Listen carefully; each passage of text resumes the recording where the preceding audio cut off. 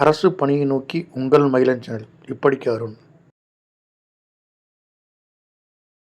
அனைவருக்கும் வணக்கம். மகிழன் சேனல் அருண் பேசுகிறேன். இன்னைக்கு நம்ம என்ன பார்க்க போகிறோம்னா, ரெண்டாவது பார்ட் பார்க்க போகிறோம். பார்ட் 2.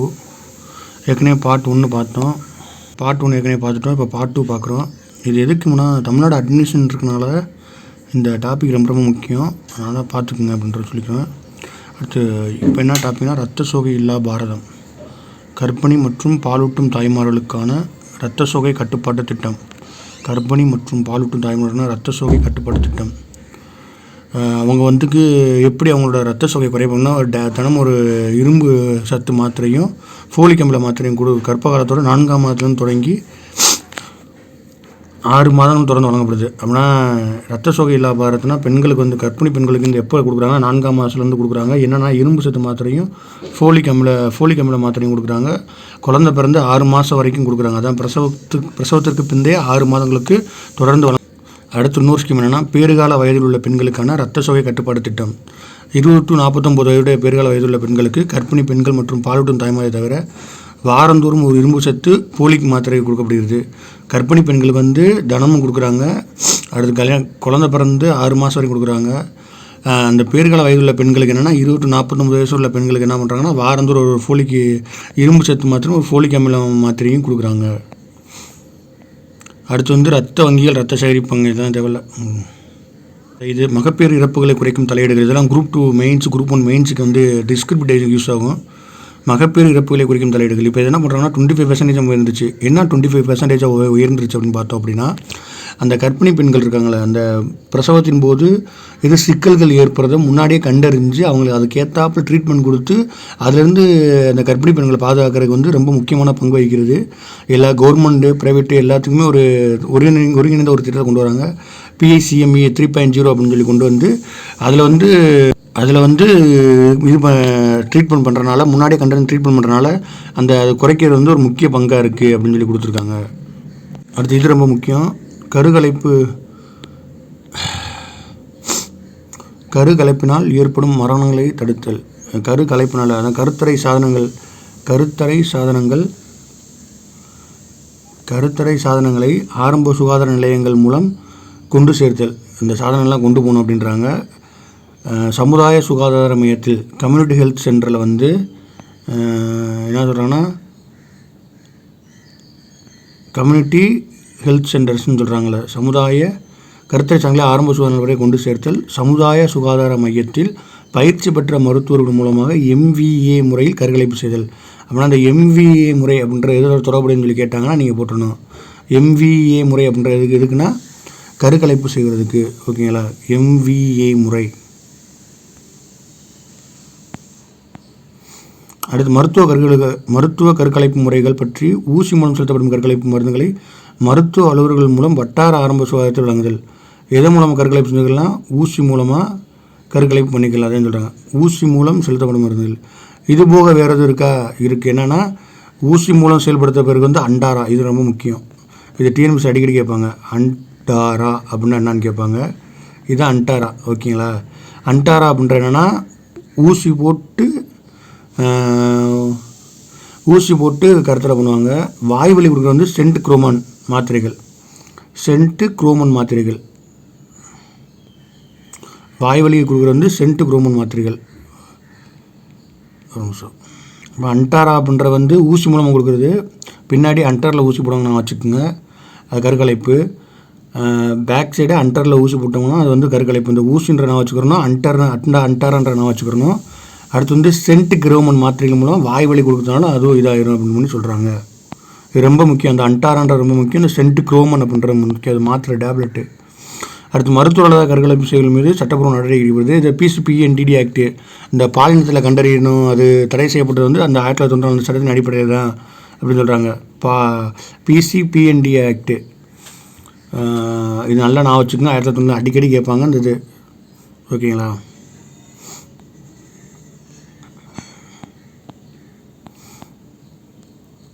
கால்சியம் விட்டமின் D3 மாத்திரைகள். விட்டமின் D3 மாத்திரைகள் கர்ப்பிணி மற்றும் பேறுகால தாய்மார்களுக்கு வழங்கப்படுகிறது அப்படின்னு சொல்லி கொடுத்துருக்காங்க. கால்சியம் விட்டமின் D3 மாத்திரைகள்.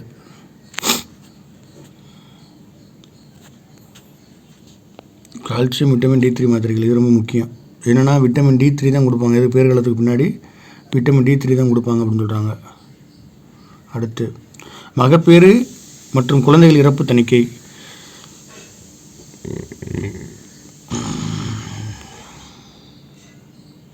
மகப்பேறு மற்றும் குழந்தைகள் இறப்பு தணிக்கை இதான் நம்ம எக்ஸாம் பாயிண்ட் ஆஃப் வியூவில் போகணும். அப்படி நேரங்க வந்துருங்க. இந்த குழந்தை நல குறியீடுகள் வந்துருங்க. இதுதான் ரொம்ப முக்கியம். இதை எக்ஸாமில் கேட்பாங்க. நல்லா பார்த்துக்குங்க. என்ன கொடுத்துருக்காங்க அப்படின்னா அட்டவணை குழந்தை நல குறியீடு, சைல்டு ஹெல்த்து இண்டெக்ஸு, குழந்தை இறப்பு விகிதம், தமிழ்நாடு இந்தியான்னு பிரித்து கொடுத்துருக்காங்களா. குழந்தை இறப்பு விகிதம் தமிழ்நாடு இந்தியா. நீங்கள் எந்த இது எழுதினாலும் ஒரு எந்த வறுமை குறியீடு, குழந்தைகள் பாலின குறியீடு, பெண்கள் பாலின குறியீடு, இந்த மாதிரி அந்த ஒரு 10 ஹெட்டிங்கும் 15 ஹெட்டிங்கும் இருக்கும். எழுத்தறிவு எது இருந்தாலும் இப்படி எழுதி சொல்லணும். தமிழ்நாடு இந்தியா அப்படின்னு ஹெட்டிங் போட்டு வச்சிட்டிங்க அப்படின்னா உங்களுக்கு ரொம்ப ஈஸியாக இருக்கும். நம்ம ஒரே பேப்பரை 4ஆக முடிச்சு அந்த 4ல் ஒரு சின்ன பாட்டை எழுதி வச்சுக்கிறணும். எக்ஸாம் போரக்ஷன் பண்ணிட்டு போனோம் அப்படின்னா நமக்கு எக்ஸாமில் கேட்க வாய்ப்பு இருக்குது. அதுக்காண்டி சொல்கிறேன். இப்போ பாருங்கள், இப்போ இந்த அட்டவணை ரொம்ப முக்கியம். இதை பொறுமையாக சொல்ல முடியும். கொஞ்சம் நல்லா தெளிவாக பார்த்துக்குங்க. 1000 குழந்தைகளுக்கு எத்தனை பேர்? 1000 பேர்த்துக்கு 1000. இந்த 1000ன்ற ரொம்ப முக்கியம். எத்தனை நம்பர்? 1 லட்சமா, 1000மா, 100ஆ, 10ஆன்னு கேட்பாங்க. 1000 பிறப்புகளுக்கு குழந்தை இறப்பு விகிதம், அது பேர் தான் இன்ஃபேன்ட் மொர்டாலிட்டி ரேட், IMR அப்படின்னு சொல்லி பார்ப்போம். MMR அப்படின்னா மெட்டர்னல் மொர்டாலிட்டி ரேட்டு. இதான் இப்போ 45.6 குறைஞ்சிருக்குன்னு சொல்லிட்டு முன்னாடி பார்த்து 54 இருந்துச்சு. இப்போ வந்து 45.6 குறைஞ்சிருச்சு அப்படின்னு சொல்லி பார்த்தோமா. இது வந்து இன்ஃபேன்ட் மொர்டாலிட்டி ரேட்டு, அது வந்து மெட்டர்னல் மொர்டாலிட்டி ரேட்டு. இது 1000 குழந்தைகள் 1000 பிறப்புகளுக்கு வந்து 1000 பிறப்புகளுக்கு எத்தனை குழந்தை இறக்குதுன்னு பார்த்தோம்னா 16 குழந்தை இறக்குது. எந்த வருஷம்? 2017. 2020 எவ்வளோ ஆயிடுச்சுன்னா 13 ஆயிடுச்சு. 0 ஆக்கணும் நம்மளோட இலக்கு. தமிழ்நாடோட இலக்கு வந்து 0 கொண்டு வரணும் அப்படின்றது. இப்போ கொஞ்சம் கொஞ்சமாக கொண்டு வராங்க. 2017 16 இருக்குது. 2020 வந்து 13 ஆகுது. அதுவே இந்தியாவில் 2020 28. அப்படின்னா நம்ம தமிழ்நாட்டில் 13, இந்தியாவில் வந்து 28. எந்த கணக்கின் அடிப்படையில்? 2020 கணக்கின் அடிப்படையில். இது எந்த இதுனா SRS சாம்பிள் ரிஜிஸ்ட்ரேஷன் ஸ்கீம் கீழே கொண்டு வந்திருப்பாங்க. ஓகேங்களா. 16, 13, 28 நல்லா நான் வச்சுக்கோங்க. அடுத்து மறுபடியும் இது NMR, பச்சிலம் குழந்தைன்னு சொல்லுவாங்கள்ல, பச்சிலம் குழந்தைகள். அந்த குழந்தை பிறந்து அந்த நியூட்ரியா ஏதோ ஒரு என் மீனிங் தெரில. பச்சிலம் குழந்தைகள் வந்து அதுவும் 1000 தான். NMR எவ்வளோ இருக்குன்னா 2017 எவ்வளோ இருக்குது அப்படின்னா 11 இருக்குது. 2020 எவ்வளோ ஆயிடுச்சு? 9 ஆயிடுச்சு. 9. இந்தியாவில் இருக்குன்னா 20 இருக்குது. அப்போ 1000 பிறப்புகளுக்கு பச்சிலம் குழந்தை இறப்பு விகிதம் 2017 எவ்வளோ இருக்குன்னா 11 இருக்குது. 2020 இருக்குன்னா 9 இருக்குது. இது ரெண்டுமே தமிழ்நாடு. இந்தியாவுக்கு எவ்வளோ இருக்குன்னா 20 இருக்குது அப்படின்னு சொல்லி கொடுக்குறாங்க. அடுத்து வந்து என்ன சொல்கிறாங்க அப்படின்னா 1000 பிறப்புகளுக்கு 5 வயதிற்கு உட்பட்ட குழந்தைகள் இறப்பு விகிதம் அண்டர் U5MR எல்லாமே இந்த 1000. இந்த 1000ன்ற மறந்துடக்கூடாது. 1000. ஓகேவா. அதுக்கு எவ்வளோ இறக்குறாங்க அப்படின்னா 2017 19 பேர் இறந்துருக்காங்க. 2020 வந்து 13 ஆயிடுச்சு. அங்கே எவ்வளோ இருக்குன்னா 32 இருக்குது. 13, 32. ஓகே. அப்படின்னா நீங்கள் என்ன பண்ணுங்கள், டக்குன்னு என்ன பண்ணுன்னா ஃபஸ்ட்டு வந்து ஒரு பாக்ஸ் பண்ணி போட்டுக்கிறணும். பாக்ஸ் பண்ணி போட்டு இந்த டேட்டாவில் குரூப் 1ல் குரூப் 2 மெயின்ஸ் ப்ரிலிமினரி அடுத்த எவ்வளோ குரூப் 2 மெயின்ஸு ப்ரிலிமினரி எல்லாத்துக்குமே யூஸ் ஆகும். ஒரு கட்டத்தில் போட்டுங்க IMR, NMR, அண்டர் MR அப்படின்னு போட்டுட்டு ஒரு டேட்டா. இப்போ தமிழ்நாட்டில் இந்தியாவில் இதில் 2 கொடுத்துருவாங்க. 2017, 20, இது 20. இதை ஒன்றா எழுதிட்டிங்கன்னா உங்களுக்கு ஈஸியாக ஆயிரும். இதை மட்டும் கொஞ்சம் ரைட்டாக ரிவிஷன் பண்ணிக்கிறோம். பார்த்துக்குங்க. 1000. இந்த 1000ன்றது ரொம்ப ரொம்ப முக்கியம். இந்த 1000ன்றதை மறந்துடக்கூடாது. SRS 2017 வந்து 16 பேர் இறக்குறாங்க. SRS 2020 கணக்குப்படி தமிழ்நாட்டில் 13 பேர் இறக்குறாங்க. இந்தியாவில் மொத்தம் 28 பேர் இறக்குறாங்க. அடுத்து 1000 பிறப்புகளுக்கு பச்சிலம் குழந்தை இறப்பு விகிதம் வந்து NMR அதை பார்த்தவங்களை அப்டேட் பண்ணுறேன். 11 பேர். 2020 9 பேர். இதில் வந்து 20 பேர். 1000 பிறப்புகளுக்கு 5 வயதிற்கு உட்பட்ட குழந்தைகள் எத்தனை பேர்னா 19 பேர், 13 பேர், 32 பேர். அடுத்து என்னென்னா விரிவான பாலூட்டுதல் மேலாண்மை மையம், பாலூட்டுதல் மேலாண்மை அலகு.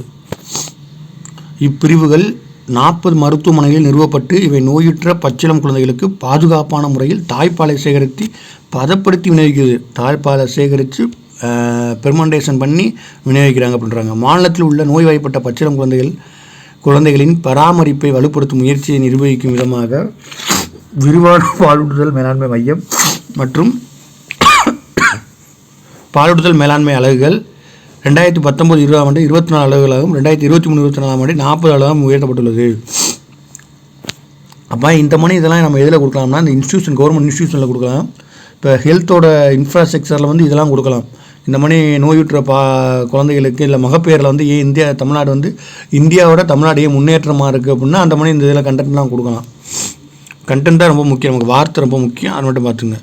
இதுக்காண்டி ஒவ்வொரு குழந்தைகளுக்கும் தாய்ப்பால் கிடைப்பதை உறுதி செய்வதற்காகவும் மற்றும் இந்நாட்டில் பெருமளவில் நோயுற்ற பச்சிளம் குழந்தைகளின் பயனடைந்ததற்காகவும் தமிழகத்திற்கு சுகாதாரம் மற்றும் குடும்ப நலம் அமைச்சதால் முதல் பரிசு வழங்கப்பட்டுள்ளது. இது தமிழ்நாடு அட்மினிஸ்ட்ரேஷனில் வரும், அதனால் பார்த்துக்குங்க. ஃபஸ்ட்டு ப்ரைஸ் கொடுத்துருக்காங்க அந்த விரிவான பாலூட்டுதல், அதுக்காண்டி தான் சொல்லியிருக்கேன். விரிவான பாலூட்டுதல் மேலாண்மை மையங்கள் மூலம் 7,264 லிட்டர் தாய்ப்பால் சேகரிக்கப்பட்டு 46,528 பச்சிளம் குழந்தைகள் பயனடைந்துள்ளனர். பாலூட்டுதல் மேலாண்மை அலகுகள் மூலம் 2,866 லிட்டர் தாய்ப்பால் சேகரிக்கப்பட்டு இதன் மூலம் 30,388 பச்சிளம் குழந்தைகள் பயனடைந்துள்ளனர். ஓகே, அவ்வளோதான், பார்த்துங்க. இதை இது ஃபஸ்ட் ப்ரைஸ் வாங்கியிருக்கு. இது நம்ம கண்டென்ட்டில் கொடுக்கலாம், மெயின்ஸ் கண்டென்ட்டில் கொடுக்கலாம்.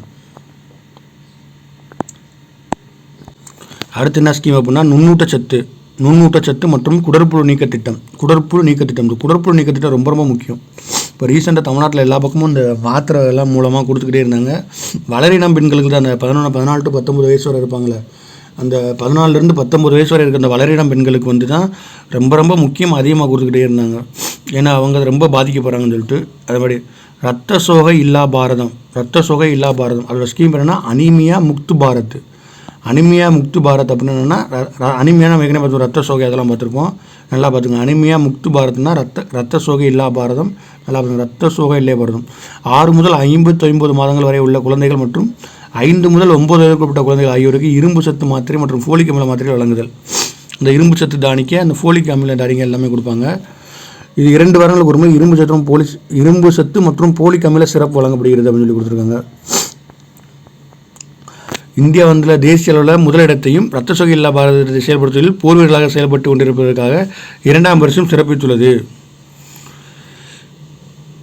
நம்ம தமிழ்நாடு கவர்மெண்ட் வழங்குறதுல வந்து தேசிய அளவில் ஃபஸ்ட்டு அந்த போலிக் அமில மாத்திரை வழங்குறதுல தேசிய அளவில் முதல் பரிசு வாங்கியது இந்தியாவில் தமிழ்நாடு ஃபஸ்ட் ப்ரைஸோ.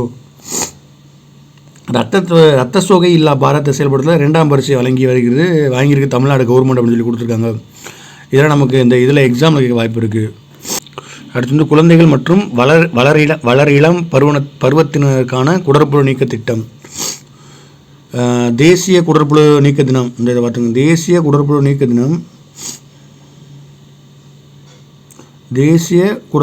தினம் வந்து பிப்ரவரி மற்றும் ஆகஸ்ட் மாதங்கள் நடைபெறுது. பிப்ரவரி மற்றும் ஆகஸ்ட் மாதங்கள் அனைத்து அங்கன்வாடி மையங்களிலும் மற்றும் பள்ளியில் வந்து 1 முதல் 19 வயது வரை உள்ள அனைத்து குழந்தைகளுக்கும் குடற்புழு நீக்குவதை நோக்கமாக கொண்டு நடைபெறப்பட்டு வருகிறது. செப்டம்பர் 2023 சுற்றில் 1 முதல் 19 வயதுக்குட்பட்ட குழந்தைகளுக்கு வந்து இந்த மாத்திரை பேர் முக்கியம், அல்பென்சோல் மாத்திரைகள்.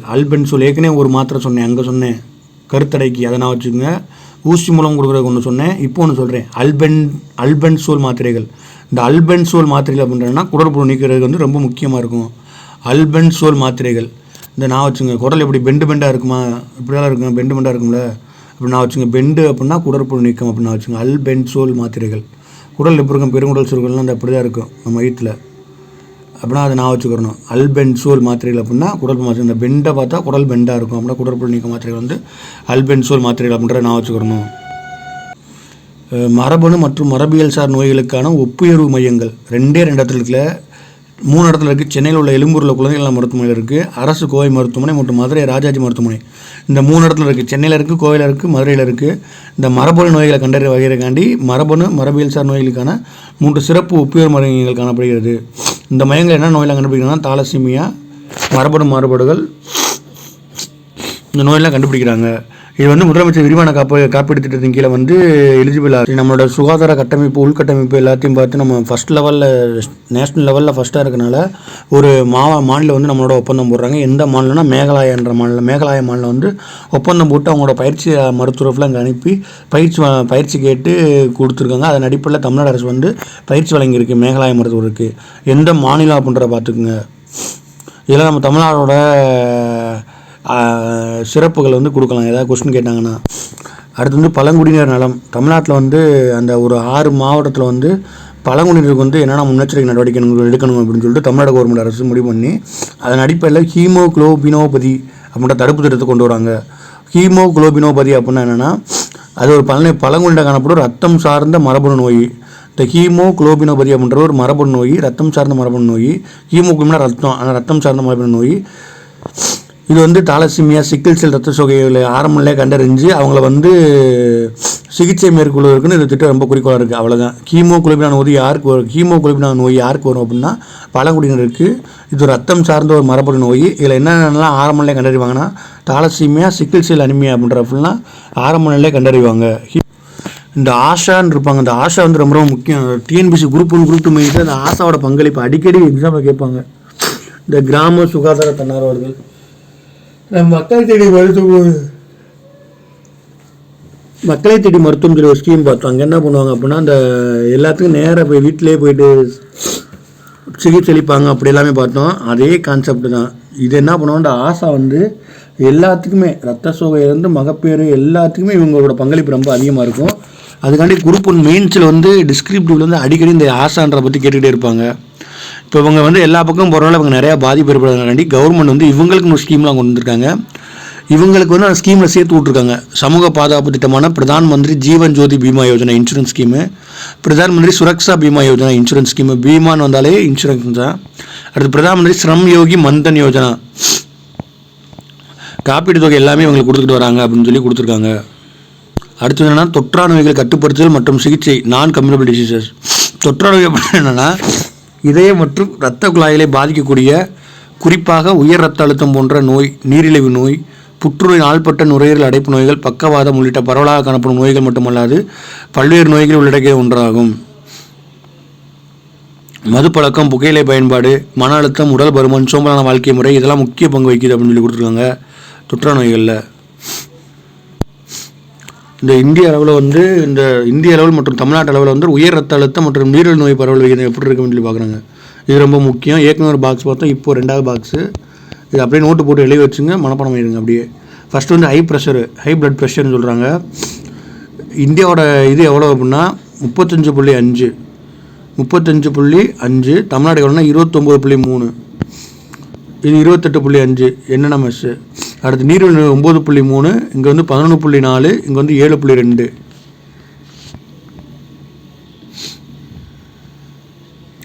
என்னென்னமஸ் அப்படின்ற ஒரு கணக்கெடுப்பு. அதன் அடிப்படையில் எவ்வளோ பரவல் விகிதம் அப்படின்னா உயர் ரத்த அழுத்தம் 28.5, 35.5, 23.3, நீரிழிவு 7.2, 11.4, 9.3. இது எப்படி தமிழ்நாடு நான் வச்சுக்கிறோம், நம்ம தமிழ்நாடு ஃபஸ்ட்டு நான் வச்சுக்கிறோம். 7.2 நம்மள்ட்ட எவ்வளோ பரவுனா 7.2 வேகத்தில் பரவுது பரவல் விகிதம். சக்கரை நோய், நீரிழிவுனா சக்கரை நோய் 7.2%. உயர் ரத்த அழுத்தம் 23.9, 23.9 blood pressure, high blood pressure. Tamil Nadu அளவு 23.9, 7.2. இதை மட்டும் நான் வச்சுக்கோங்க. காலைல நீரிழிவு நோய் இருந்துச்சுன்னா காலைல 7 to 2 நான் நடக்கணும் அப்படின்னு நான் வச்சுக்கோங்க. 7 to 2, 7.2. உயர் ரத்த அழுத்தம் அப்படின்னா 23.9. 24 மணி நேரமும் ப்ரெஷர் இருக்கக்கூடாது. ஒரு செகண்ட் மட்டும் குறைச்சிட்டு 23.9% இருக்கணும் அப்படின்னு நான் வச்சுக்கோங்க. இல்லைன்னா இப்படி நான் வச்சுக்கோங்க 24 மணி நேரம் ப்ரெஷரே இருக்கக்கூடாது அப்படின்னு சொல்லி நான் வச்சுக்கோங்க. 24 மணி நேரமும் ப்ரெஷர் இருக்கக்கூடாது அப்படின்னு நான் வச்சுக்கோங்க.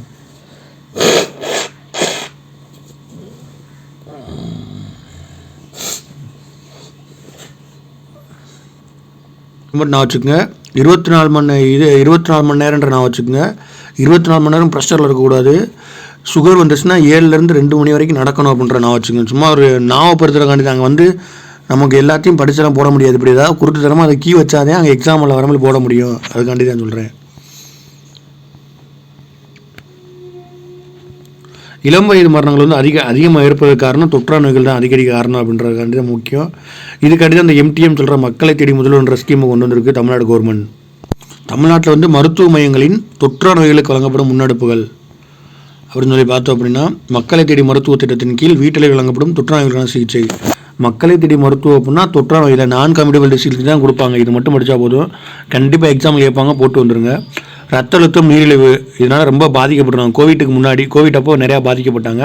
அதை கருத்தில் கொண்டு தமிழ்நாடு அரசு இந்த ஸ்கீமை கொண்டு வருது. இன்னும் நல்லா தெரிஞ்சுக்குங்க, ரத்த அழுத்தத்துக்கு எவ்வளவு, 24 மணி நேரம் பிளட் ப்ரெஷரில் இருக்கக்கூடாது. அப்படின்னா 23.9. சுகர் எவ்வளோனா காலைல 7லேருந்து 2 வரைக்கும் நடந்தோம்னா சுகர் குறைஞ்சிரும் அப்படின்ற நான் வச்சுக்கோங்க. மக்களை தேடி மருத்துவம் இருக்குன்னா நான் கம்யூனிபிள் டிசீசஸ் கண்டிப்பாக எக்ஸாமில் கேட்பாங்க. மக்களை தேடி மருத்துவம்ன்றது நான் கம்யூனிபிள் டிசீசஸ் அப்படின்ட்டு.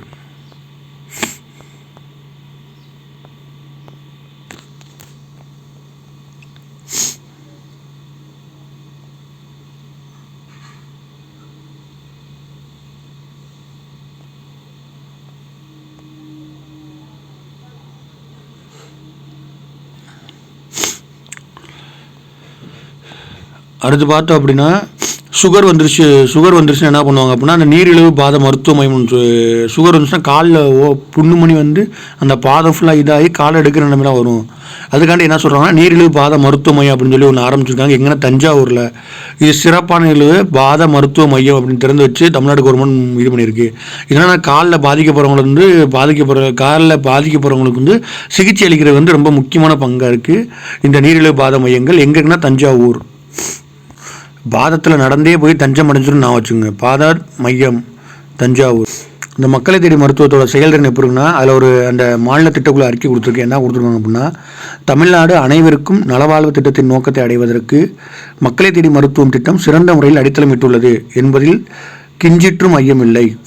மாநில திட்டக்குழு அறிக்கை 2020 நல்கூற்றுப்படி மக்களை தேடி மருத்துவம் திட்டமானது பெண்கள், ஏழை எளியோர், பட்டியலின மற்றும் பழங்குடியின மக்கள் போன்ற பல்வேறு தரப்பட்ட பாதிப்புக்குள்ளாகக்கூடிய எளிய மக்களை சென்றடையும் ஒரு முன்னோடி திட்டமாகும்.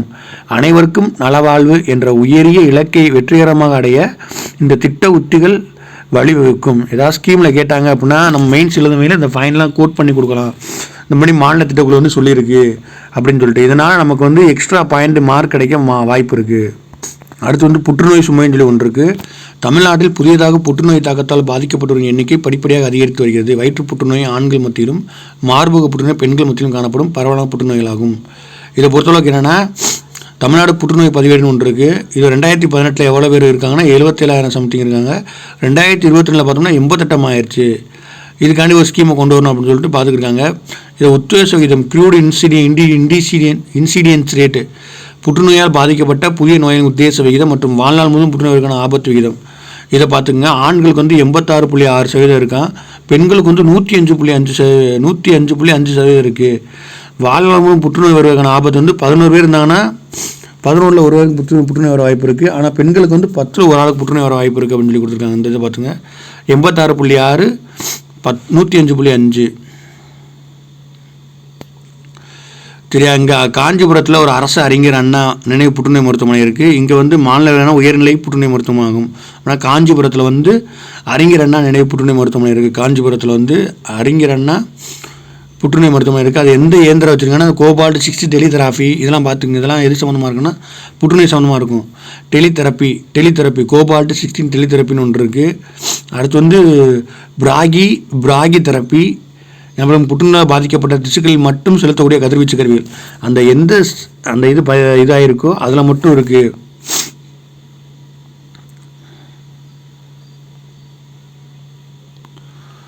புற்றுநோய் உறுதிப்படுத்துறதுக்கு வந்து மெமோகிராம், கால்போஸ்கோபி, டிஜிட்டல் எக்ஸ்ரே அந்த திசு பரிசோதனை மையம்லாம் இருக்குது அப்படின்னு சொல்லி கொடுத்துருக்காங்க.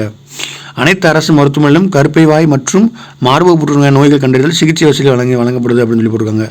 கருப்பை வாய் மற்றும் மார்பக புற்றுநோய் நோய் கண்டறிதல் பரிசோதனை தொடர்ந்து நடைபெற்று வருகிறது.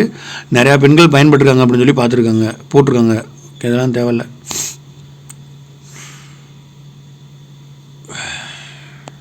அடுத்து வந்து மனநல திட்டம். மனநல சேவையில் வழங்கப்பட உறுதி செய்யும் நோக்கத்தில் வந்து மனநல திட்டம் கொண்டு வந்திருக்காங்க. போதைப்பொருள் பழக்கம் மனநலம் பாதிக்கப்பட்டு நிராதரவாக பொது இடங்களில் கைவிடப்பட்டவர்கள், தாய்மார்கள், இளம் பருவத்தினர் மற்றும் இளைஞரின் மனநல தேவைகளை முன்னுரிமைப்படுத்தி தேவையின் அடிப்படையில் குறிப்பிட்ட மனநல சேவைகளை வழங்குகிறது. அதன் முடிவு மாநில மனநல ஆணையம் 2017 ஆண்டு மனநல பராமரிப்பு சட்டத்தின் கீழ் நிறுவப்பட்ட மாநில மனநல ஆணையம் மாநிலத்தில் உள்ள மனநல சேவைகளை மேற்பார்வையிட்டு ஒருங்கிணைப்பதோடு மாவட்ட அளவில் நிர்வாக முடிவுகள் எடுப்பதற்கும் மாவட்ட மனநல சீராய்வு வாரியங்களுடன் இணைந்து பணியாற்றுகிறது. மாநில மனநல ஆணையத்துக்கு இதுவரை 651 நிறுவனங்கள் பதிவு செய்யப்பட்டுள்ளன. இதெல்லாம் தேவையில்லை. மனநல பராமரிப்பு சட்டம் எந்த வருஷம் 2017. அதன் அடிப்படையில் மாநில மனநல ஆணையம் வந்து தமிழ்நாட்டில் செயல்படுது அப்படின்ற மட்டும் இது. நட்புடன் உங்களோடு தொலைபேசி வழி அப்படின்ற மனநல சேவை ஒரு ஃபோன் நம்பர் கொடுத்துருங்க, நான் வச்சுங்க 14416 14 4 16 அப்படின்னு வச்சுங்க, 14 4 16. இது நட்புடன் உங்களோட அந்த ஒரு படத்தில் பார்த்தோம் அப்படின்னா அந்த ஜோதிகா பேசுவாங்களே, அவங்க பேசுகிற கொஞ்சம் மைண்டுக்கு மனசுக்கு ஆறுதலாக இருக்கும் அப்படின்னு சொல்லிட்டு எல்லாருமே பேசுவாங்க. பேசி அங்கே மைண்ட் ரிலாக்ஸ் ஆகிடுது அப்படின்னு சொல்லுவாங்க. அது மணி 14 4 16 கிடச்சிங்கன்னா உங்களுக்கு ஏதாவது இது இருந்துச்சுன்னா, உங்கள் மன குறைகள் இருந்துச்சுன்னா அதை சொன்னீங்கன்னா நிவர்த்தி பண்ணுவாங்க. 15வது ஃபினான்ஸ் கமிஷன் என்ன பண்ணியிருக்கு அப்படின்னா, தமிழ்நாட்டுக்கு 4236 கோடி மானியம் வழங்குறதுக்கு பரிந்துரை இருக்குது. ஏன்னா ரொம்ப முக்கியம் என்னென்னா, நிறையா ஸ்கீம் நிறையா கட்டுமான பணிகள் நடைபெற்று வருது. ஹாஸ்பிட்டல் கட்டுறது, இன்ஃப்ராஸ்ட்ரக்சர் மேம்படுத்துறது இந்த நிதி உதவி ரொம்ப ஹெல்ப்ஃபுல்லாக இருக்கும் அப்படின்னு சொல்லிட்டு அறிக்கை கொடுத்துருக்காங்க. ஹெல்த் டிபார்ட்மெண்ட்டோட சுகாதார கட்டமைப்பை மேம்படுத்துறதுக்காண்டி 14வது நிதி ஆணையத்தின் கீழ் சுகாதார மானியம். அடுத்து 3வது பார்த்தோம் அப்படின்னா ஹெட்டி நான் வச்சுங்க, பிரதான் மந்திரி ஆயுஷ்மான் பாரத் சுகாதார உள்கட்டமைப்பு இயக்கம், PMAPHIM, பிரதம மந்திரி ஆயுஷ்மான் பாரத சுகாதார உள்கட்டமைப்பு இயக்கம். இது என்ன பண்ணால் நாடு முழுவதும் சுகாதார உட்கட்டமைப்பு வலுப்படுத்துவதை நோக்கமாக கொண்டு இருக்காங்க. இதன் அடிப்படையில் தமிழ்நாடுக்கு 3000 கோடி நிதி ஒதுக்கீடு பண்ணியிருக்காங்க. அடுத்து மக்களை தேடி ஆய்வக சேவை என்ற ஒரு திட்டத்தை கொண்டு வந்திருக்காங்க. இது என்ன பண்ணுவோம்னா, எல்லா லேபரேட்டரியும் இன்ஸ்பெக்ஷன் பரிசோதனை ஆய்வக மாதிரி பரிசோதனை செய்த திட்டத்தோட முக்கியமான நோக்கம். அடுத்து சுகாதார மேலாண்மை தகவல் திட்டம். இப்போ உங்களுக்கு ஒரு ஆதார் கார்டு மணி ஒரு கார்டு உங்களுக்கு ஒரு நம்பர் கிரியேட் பண்ணிவிட்டு அந்த நம்பரை உங்களுக்கு கொடுத்துருவாங்க. இப்போ நீங்கள் எந்த ஹாஸ்பிட்டலில் பதிஞ்சாலும், நீ வர காலத்தில் தான் எந்த ஹாஸ்பிட்டலில் பதிஞ்சாலும் நீங்கள் என்னென்ன ட்ரீட்மெண்ட் எடுத்துருக்கீங்க முதற்கொண்டு எல்லாத்தையும் அந்த கார்டில் கோட் பண்ணிடுவாங்க. இப்போ நீங்கள் வேறு ஏதாவது ஹாஸ்பிட்டலுக்கு போயிட்டீங்க அப்படின்னா, வெளியூர் போகிறீங்க, ஏதாவது ஹாஸ்பிட்டலுக்கு போகிறீங்க அப்படின்னா அந்த நம்பரை போட்டால் ஒவ்வொருக்கு இப்போ ஒருத்தர் சுகர் இருக்குது அப்படின்னா, சுகர் இருக்காமா, அவருக்கு இந்த மாதிரி டேப்லெட்லாம் கொடுக்கணும் அப்படின்னு சொல்லிட்டு எல்லாமே அந்த டீட்டெயிலே வந்துடும். அதான் அந்த சுகாதார மேலாண்மை தகவல் திட்டம். HMIS போர்ட்டலு இது ரொம்ப முக்கியம். நம்ம ஆதார் மணி ஒரு நம்பர் கொடுத்துட்டு எல்லாமே டிஜிட்டல் பண்ணி உங்களுக்கு பார்க்குற ட்ரீட்மெண்ட் கவர்மெண்ட் ஹாஸ்பிட்டலில் பார்த்தாலும் ப்ரைவேட் ஹாஸ்பிட்டலில் பார்த்தாலும் அது எல்லாத்தையுமே ட்ரீட்மெண்ட் ஃபுல்லாக கோட் பண்ணி அதில் ஏற்றிடுவாங்க. இதன் மூலம் நமக்கு ஈஸியாக நமக்கு சிகிச்சை பண்ணுறதுக்கு ரொம்ப ஹெல்ப்ஃபுல்லாக இருக்கும். அது பேர் தான் மக்கள் தொகை சுகாதார பதிவேடு, PHR. மக்கள் தொகை சுகாதார பதிவேடு என்பது சுகாதார சேவைகளை டிஜிட்டல் மயமாக்குறது. அவ்வளோதான் மக்கள் தொகை சுகாதார பதிவேடு. இப்போ இதில் குரூப் 2 மெயின்ஸில் கேட்டாங்கன்னா, மக்கள் தொகை சுகாதார பதிவேடு அப்படின்னா என்னென்னா, அவங்களோட எல்லாத்தையுமே டிஜிட்டல் மயமாக்கணும். மக்கள் தொகை சுகாதார பதிவேடு என்பது சுகாதார சேவையில் அவங்க ஹெல்த் சர்வீஸை ஃபுல்லாக டிஜிட்டல் மயமாக்குறதா இது முக்கியமானது. குடிமகனுக்கு தனிப்பட்ட சுகாதார அடையாளம் UHID இந்த தளத்தின் மூலம் வழங்கப்படுகிறது. இந்த UHIDன்ற நம்பர் கொடுத்துருவாங்க. அதில் எல்லா டீட்டெயிலும் இப்போ நீங்கள் ஒரு காய்ச்சலுக்கு போய் ஊசி போட்டாலும் அந்த ஊசி போட்ட டீட்டெயில் ஏற்றிடுவாங்க. என்ன வந்திருக்கு, எந்த தேதி வந்துச்சு, எல்லாத்தையும் நம்ம பேங்க் ஸ்டேட்மெண்ட் பண்ணி கடைசி ஒரு வருஷமாக நமக்கு என்னென்ன நோய் வந்திருக்கு அப்படின்ற எல்லாத்தையும் நம்ம எடுத்துக்கலாம். அடுத்து தர உறுதி நிர்ணய சான்றிதழ் திட்டம், குவாலிட்டி சர்டிஃபிகேஷன் ப்ரோக்ராம். தமிழ்நாடு அரசு மருத்துவமனை மற்றும் சுகாதார நிலைய சேவைகளின் தரத்தை மேம்படுத்துவதில் பெரும் முயற்சி எடுத்து செயல்படுத்தி வருகிறது. தர உறுதி நிர்ணய சான்றிதழ் திட்டத்தின் கீழ் மாநிலம் முழுவதும் உள்ள அனைத்து அரசு மருத்துவமனை மற்றும் அரசு ஆரம்ப சுகாதார நிலையங்களில் செயல்படுத்தப்படும் முக்கிய திட்டங்கள் பின்வருமாறு. அனைத்து மருத்துவமனை மற்றும் அரசு ஆரம்ப சுகாதார நிலையங்களுக்கான தேசிய தர உறுதி நிர்ணய திட்டம், பிரசவ அறை மற்றும் மகப்பேறு அறுவை சிகிச்சை திட்டம் அரங்குகளுக்கான தர உறுதி நிர்ணய திட்டம், லக்ஷ்வா LAQSHIA திட்டம், குழந்தைகள் பராமரிப்பு பிரிவு மற்றும் குழந்தைகள் சுகாதார சேவைகளுக்கான தர உறுதி நிர்ணய திட்டம் MUSQN.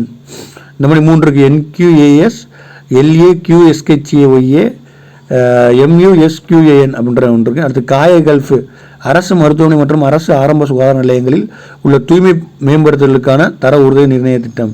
இதில் ஃபஸ்ட்டு தேசிய தர உறுதி நிர்ணய திட்டத்தில் WHO நிர்ணய திட்டத்தின்படி குவாலிட்டி டிராப்னு அறிக்கையின் அடிப்படையில் அதிக சர்டிஃபிகேட் வச்சுக்கல 2ஆம் மாநிலமாக தமிழ்நாடு இருக்குது தேசிய அளவில் அப்படின்னு சொல்லியிருக்காங்க.